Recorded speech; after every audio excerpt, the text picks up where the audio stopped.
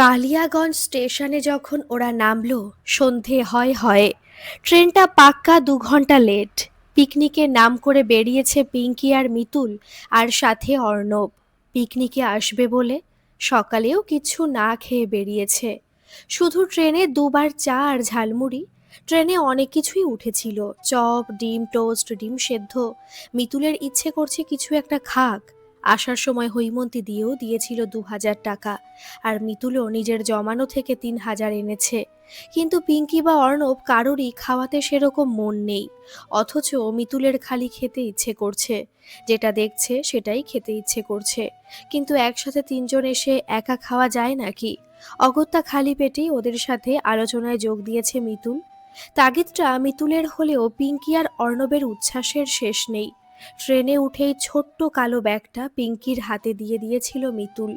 সেদিন হৈমন্তী মাসি বাড়ি যাওয়াতে অনেক সুবিধা হয়েছিল মিতুলের।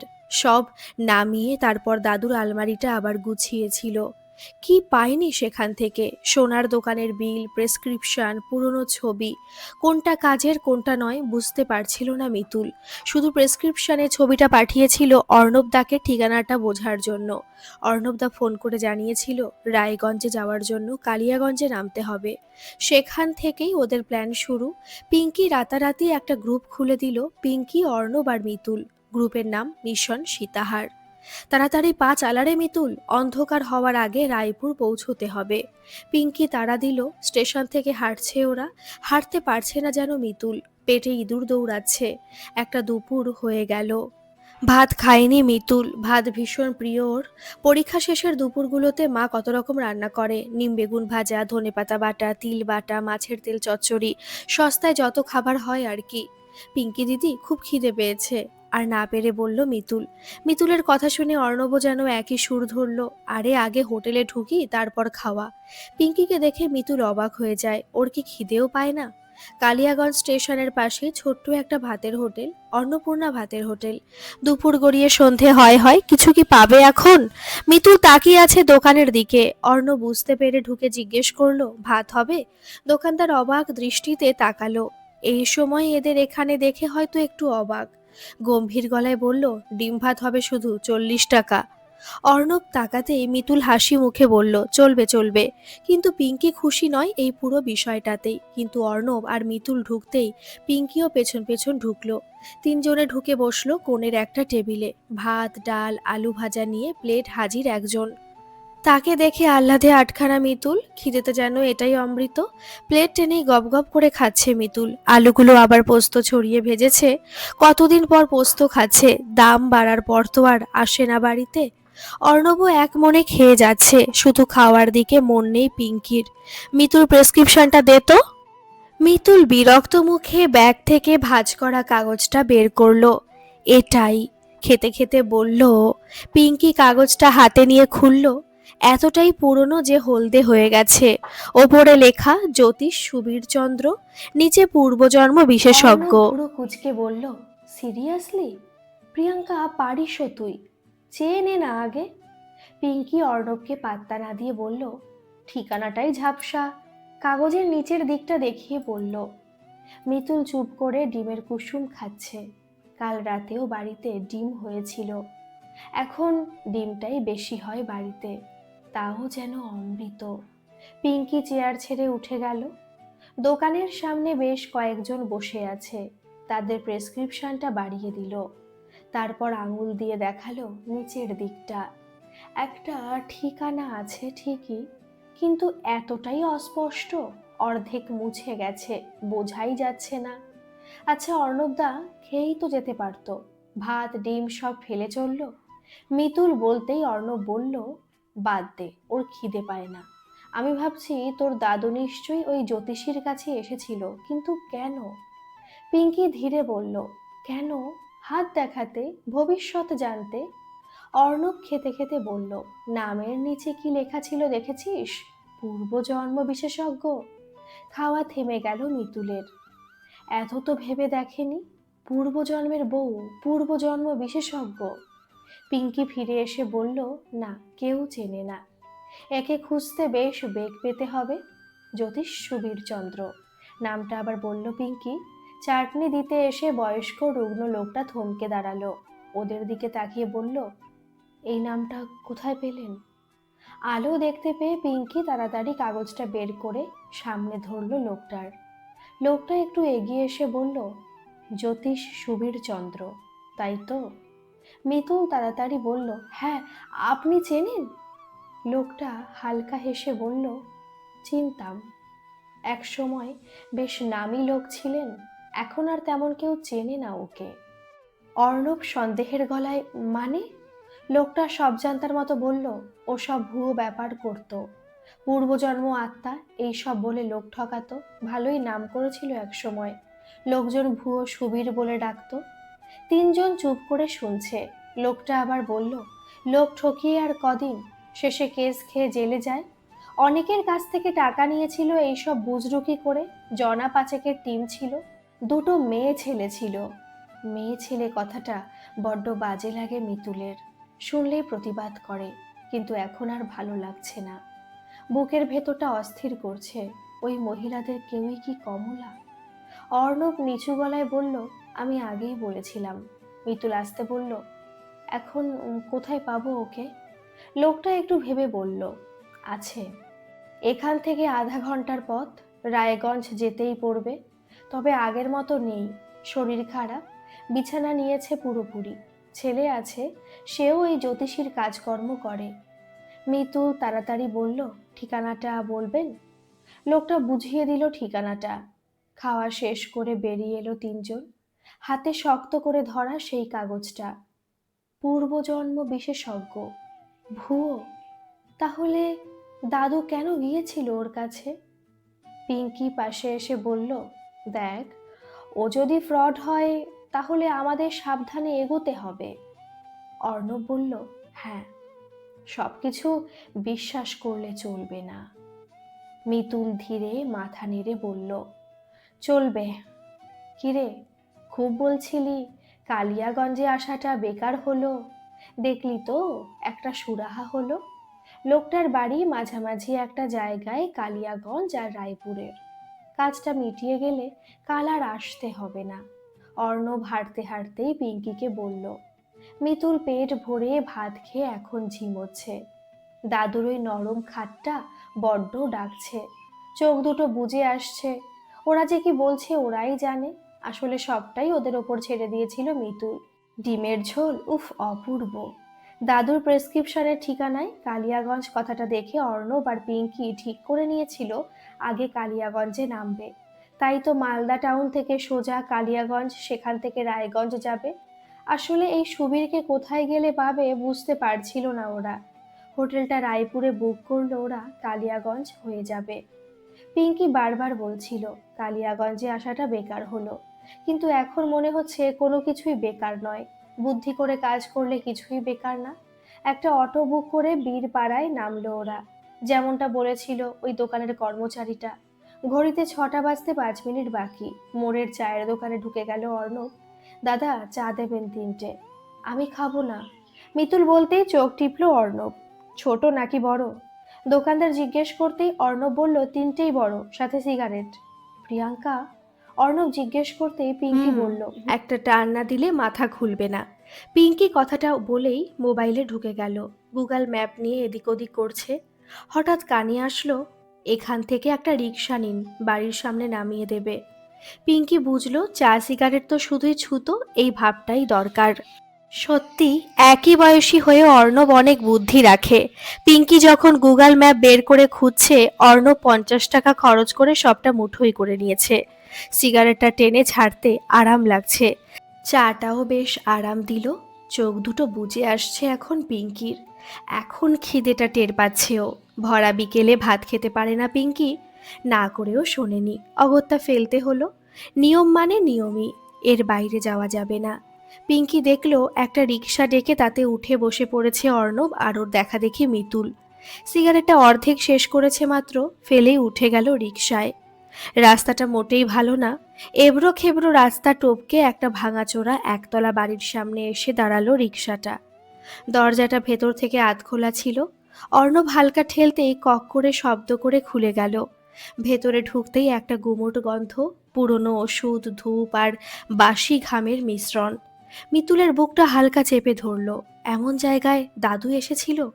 কোল ইন্ডিয়ার ডেপুটি ম্যানেজার ছিলেন দাদু। দুর্গাপুরে জীবন কেটেছে, যেখান থেকে এই অন্ধকার গলি। দরজা দিয়ে ঢুকেই পাতা চৌকিতে আধশোয়া অবস্থায় বসে আছে একজন বৃদ্ধ। চোখ দুটো কেমন ফাঁকা, কিন্তু তীক্ষ্ণ। পাশে একটা লোক, সম্ভবত তার ছেলে। পিঙ্কি এগিয়ে গিয়ে বলল, আমরা একটু কথা বলতে এসেছি। এটা প্রেসক্রিপশনটা বাড়িয়ে দিল।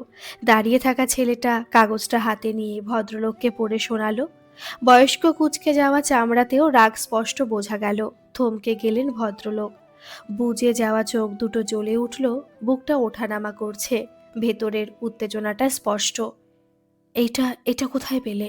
কেন এসেছো আবার? এবার আমায় মুক্তি দাও। আমি আমার সব মিটিয়ে দিয়েছি। গলা কাঁপছে, রীতিমতো হাঁপাচ্ছেন উনি। পরিচয় না করালেও বুঝতে অসুবিধা হলো না ইনি সেই ভুয়ো সুবীর। মিতুলের বুক ধড়ফড় করতে লাগলো। আমার দাদুর জিনিস।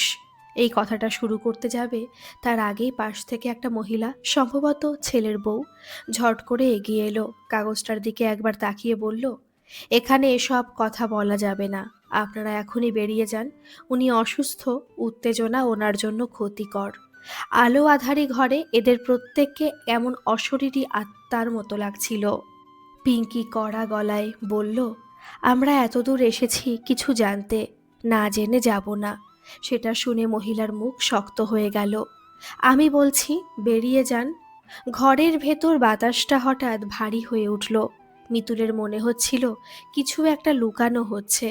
অর্ণব এবার এগিয়ে এলো। দেখুন, আমরা কোনো ঝামেলা করতে আসিনি, শুধু জানতে চাই একটা সীতাহার, ওটার মালিককে খুঁজছি।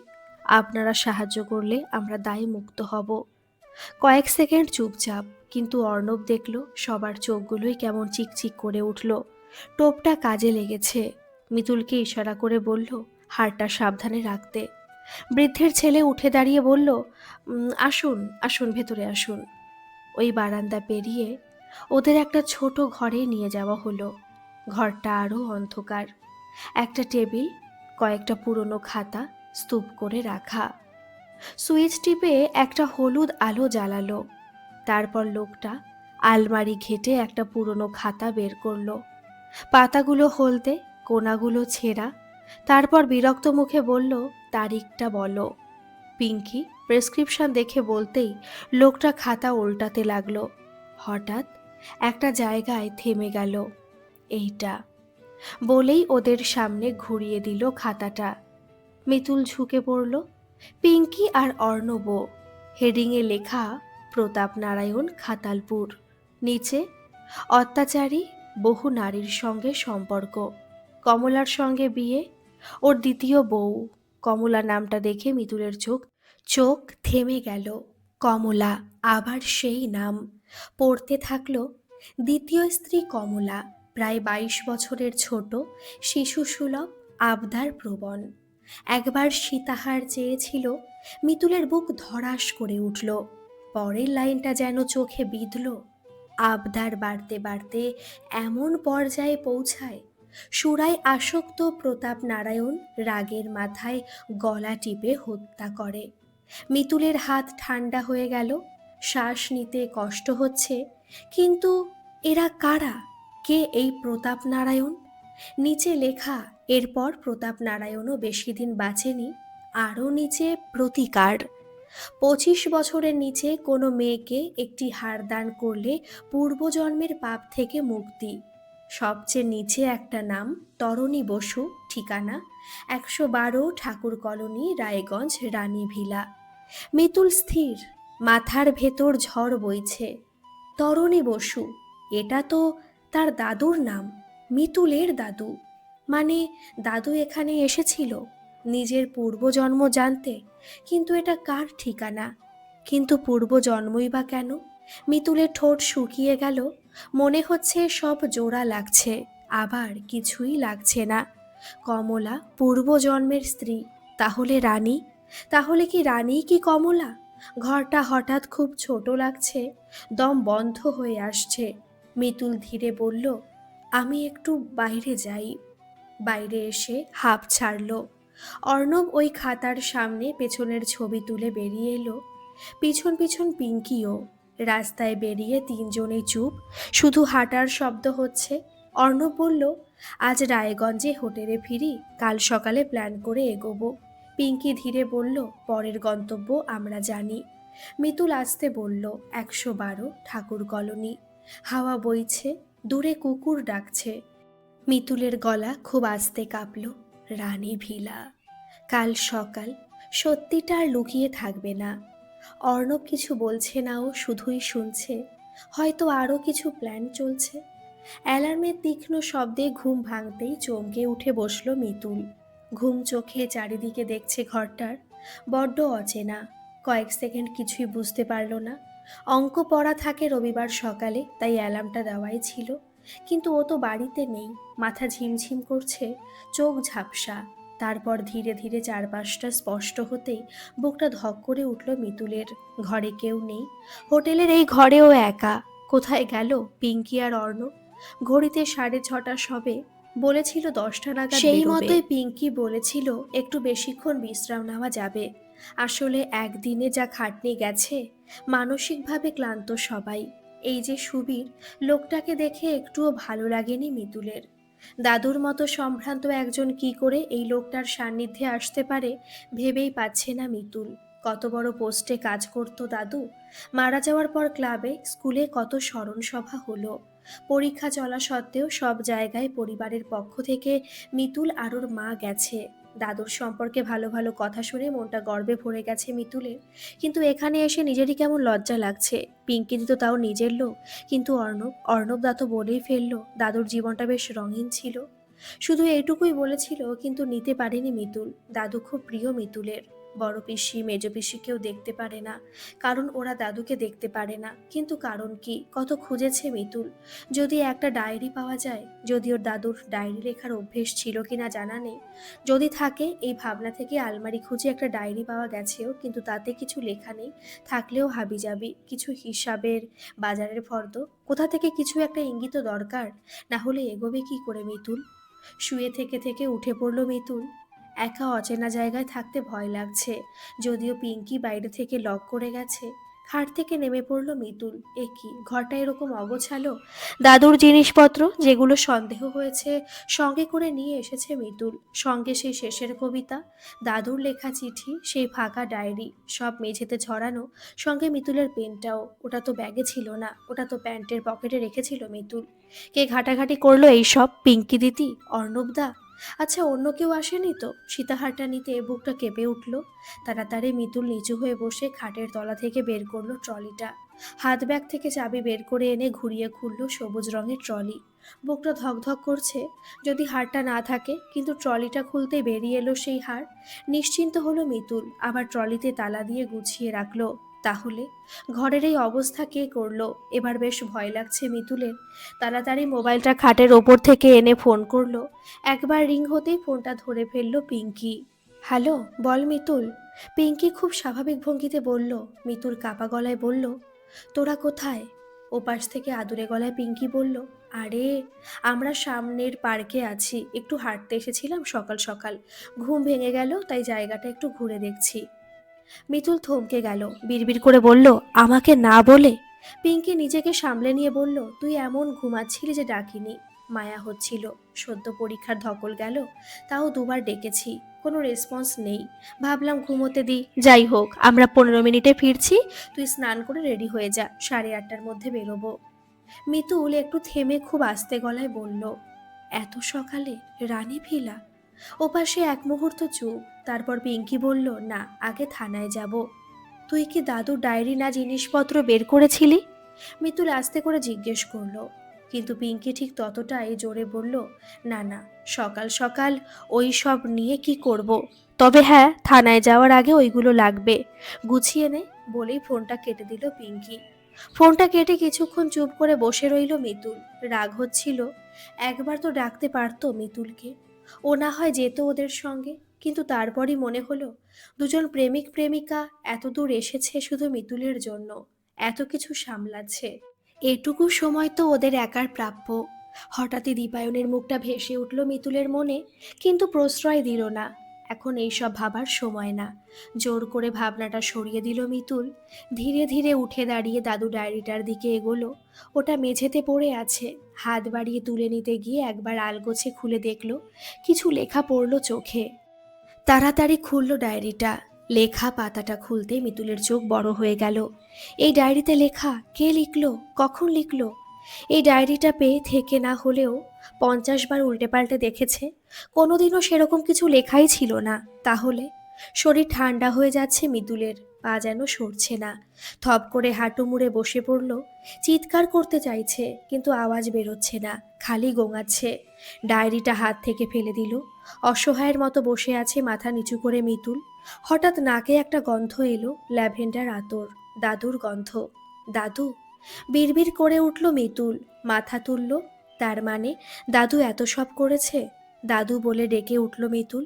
গন্ধটা আরও তীব্র হলো। কিন্তু দাদু তো মৃত, মৃত মানুষের কোনো গন্ধ হয় না। কিন্তু দাদুর গন্ধ আছে, দাদুর প্রিয় ল্যাভেন্ডারের গন্ধ। তার মানে দাদু জীবিত, সে হোক আত্মা। কিন্তু দাদুর উপস্থিতি বুঝতে পারে মিতুল। এবার সাহস পেল, তাড়াতাড়ি ডায়েরিটা তুলে নিল। পড়তে হবে। দাদু লিখেছে এইগুলো মিতুলের জন্য। আজ অবধি দাদু কখনো বিপদে ফেলেনি মিতুলকে। উল্টো বিপদে পড়লে সাহায্য করেছে বারবার। আজও সাহায্য করবে জেনে ডায়েরিটা তুলে নিল মিতুল। পাতার পর পাতা লেখা পড়তে শুরু করলো মিতুল। আমি অবনী বসু, রানীগঞ্জের কোল ইন্ডিয়াতে চাকরি করতাম। তবে ছেলে মেয়েদের পড়াশোনার জন্য পরিবার নিয়ে দুর্গাপুরে থাকতাম। সেখানেই আমার সহকর্মী ছিল রুদ্রপ্রতাপ। ওর বাড়ি রায়গঞ্জে, কিন্তু আমার মতো দুর্গাপুরে থাকতো। একবার ওর সঙ্গে ওদের বাড়ি রানীগঞ্জে গিয়েছিলাম ঘুরতে। বেশ কয়েকদিন ছিলাম, কোনো কারণ নেই, শুধু ছুটি কাটাতেই গিয়েছিলাম। সেখানে প্রথম দেখি ওর বোন রানীকে। বয়স অনেকটা ছোট আমার থেকে বা ওর দাদার থেকে। আমরা তখন 32 কি 33 হব, আর রানী মাত্র 15। কিন্তু স্বভাব দেখে মনে হতো আরও ছোট। সারাদিন আমরা পেছনে পেছনে ঘুরতো। অদ্ভুত সব কথা বলতো। বলতো আমি নাকি ওর আগের জন্মের স্বামী। রুদ্রপ্রতাপ মানে আমার বন্ধু রানীর দাদা, আর ওদের বাড়ির লোকজন খুব লজ্জা পেত। বলতো রানী নাকি ছোটবেলা থেকে অসুস্থ, একটু মানসিক সমস্যা আছে। কিন্তু আমার ওকে বেশ লাগতো। একদিন দুপুরে ঘরে শুয়ে বিশ্রাম নিচ্ছিলাম, হঠাৎ রানী ঘরে ঢুকে দরজা বন্ধ করে দিল। তারপর আমার দিকে তাকিয়ে বলল, কেন খুন করেছিলে আমাকে? আমি স্তব্ধ হয়ে গিয়েছিলাম, উঠে বসলাম। রানী আবার বলল, একটা হাড়ি তো চেয়েছিলাম, সীতাহার, সুন্দর নকশা করা। তুমি তো দিতে পারতে, মেরে ফেললে আমাকে। সাহস করে জিজ্ঞেস করলাম, তুমি কোথায় থাকতে, তোমার নাম কি? রানী একটু থেমে বলল, আমরা ফাতালপুরে থাকতাম। মনে নেই? আমার নামটা কি ছিল সেটা এখন মনে পড়ছে না, কিন্তু তুমি দাও না সীতাহারটা। এর মধ্যেই রুদ্রপ্রতাপ ঘরে ঢুকে পড়ে। ভীষণ রেগে গিয়ে রানীকে টেনে হিঁচড়ে বের করে দেয়। তারপর লজ্জা আর রাগে বলে, এসব পাগলামি ওর, এই জন্যই আমার বিয়ে হচ্ছে না। কারো সঙ্গে পরিচয় করাতেও লজ্জা লাগে। সত্যিই তো, তখন আমরা দুই মেয়ে আর এক ছেলে নিয়ে ভরা সংসার। অথচ রুদ্রর তখনও বিয়ে হয়নি। তাও রুদ্র রানী সম্পর্কে যাই বাজে বলুক, আমার কেমন যেন মায়া পড়ে গেল মেয়েটার ওপর। তারপর থেকে মাঝে মধ্যে যেতাম ওদের বাড়ি। 6 মাসে একবার অন্তত যেতামই। কি এক অদ্ভুত টান, কি এক অজানা মায়া। এরপর এক সময় রুদ্রর বাবা মারা গেলেন। রুদ্রর মাও আর পাগল বোনের দায়িত্ব নিতে হবে বলে যোগাযোগ বন্ধ করে দিল। এমনকি আমার সঙ্গেও আর যোগাযোগ রাখেনি। কলকাতায় ট্রান্সফার নিয়ে চলে আসে। কিন্তু রুদ্রর মা আর রানীর দায়িত্ব যেন আমার ওপরই এসে পড়ল। আমি দিনের পর দিন ওদের বাড়িতে কাটাতে লাগলাম। কিসের টান জানি না। বয়স তখন অনেকটাই। ছেলেমেয়েরা বেশ বড় বড়। কামিনী ছেলেমেয়েরা কেমন ধীরে ধীরে দূরে সরে যেতে লাগলো। কেউ আমার সঙ্গে ঠিক করে কথা বলতো না। অফিসেও কামাই হতো, শুধু সরকারি চাকরি বলে ওটা চলে যায়নি। তবুও আমি তাদের প্রতি অবহেলা করিনি। খবর পেলাম কামিনী অসুস্থ। তখন বাধ্য হয়ে ফিরে এলাম। কমলার ভরসায় ওদের রেখে এলাম। কমলা নামটা দেখে থমকালো মিতুল। এই সেই নাম কমলা। কিন্তু দাদু যে বলেছিল কমলাই রানী, ওই দাদুর পূর্বজন্মের স্ত্রী? হিসেব মিলছে না, একদম না। যদি ওই কমলা হয় তাহলে রানী কে? দাদু এই কথাগুলো লিখলো কখন? ভালো করে দেখলো লেখাটা। কাঁপা কাঁপা হাতে সরল ভাষায় লিখেছে দাদু। অথচ এই দাদুরই কত দক্ষ ছিল বাংলায়। মিতুল শুনেছে ঠাম্মাকে সাহিত্যের নেশা দাদুই ধরিয়েছে। চিঠি দেখে সেটা বোঝার উপায় নেই। অনেক জায়গায় ভুল, বাক্য গঠনের সমস্যা। এটা আদৌ দাদু লিখেছে? দেওয়ালের দিকে তাকিয়ে রইল মিতুল। এটা তো দাদু নয়, এটা আত্মা। মানুষ মরে গেলে আর শ্বাস থাকে না, গুণগুলো সেক্ষেত্রে নাও থাকতে পারে। ব্যাখ্যাটা এভাবে সাজাতে পেরে ভালো লাগছে এখন।